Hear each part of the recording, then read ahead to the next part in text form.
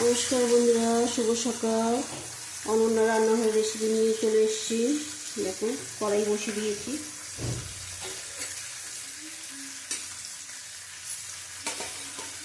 ইলিশ মাছ করবো, হালকা ভেজে নেবো।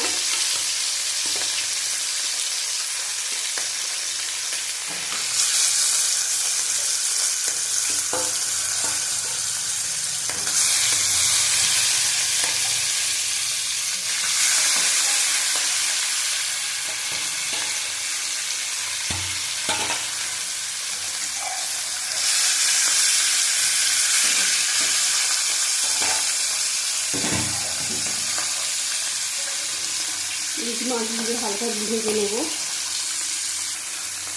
তুলে নেবো।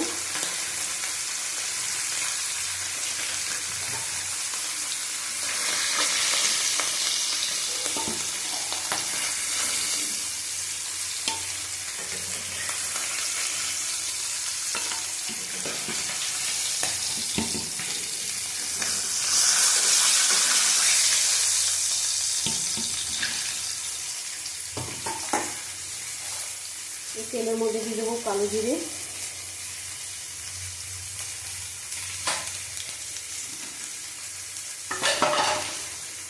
কেটে রাখা গাঠি,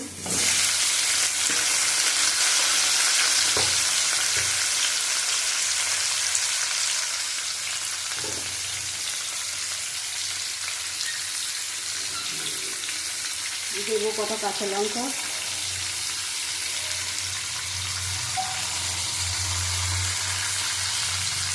দিয়ে দিলাম টমেটো,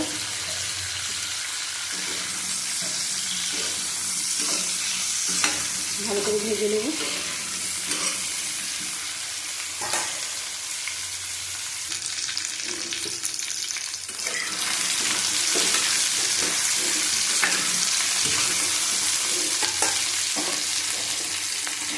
দেবো একটা গোটা টমেটো, ধুয়ে রাখা টমেটো, দেবো নুন পরিমাণ মতো,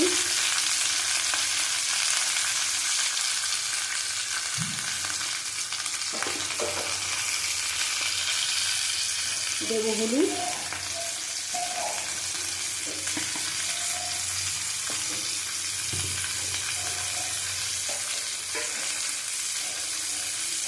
দেবো কাশ্মীরি লঙ্কার গুঁড়ো অল্প করে। কোনো মশলা দেবো না, মশলা ছাড়া আসতে হবে। এবার ঢেকে ঢেকে কষাবো, এতেই বাকি সিদ্ধ হয়ে যাবে টমেটোর জলে।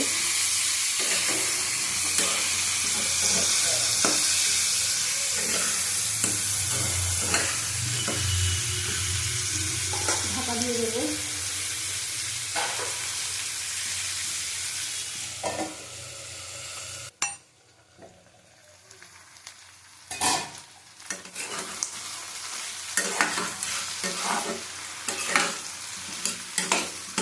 দেখো, জল দিইনি, সিদ্ধ হয়ে গেছে গাটি। আর একটু কষিয়ে জল দিয়ে দেবো। দেখো, মশলা ছাড়া গাটি কষি দিয়ে ইলিশ মাছ জল দিয়ে দেবো। এবার গলে গেছে পুরো।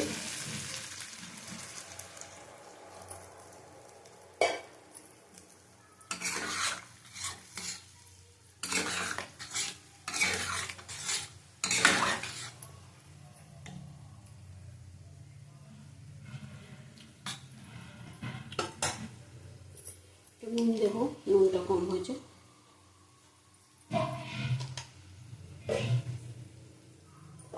আর একটু জল দেবো,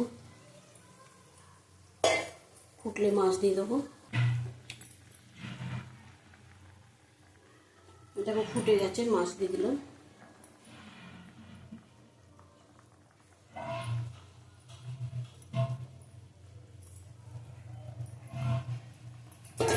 এবার ঢাকা দিয়ে দেবো, আঁচটা কমিয়ে ভালো করে একটু তেলের মধ্যে ভিজিয়ে নেব।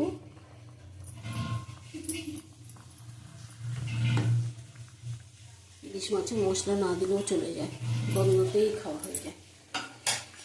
ঢাকা দিয়ে দিলাম।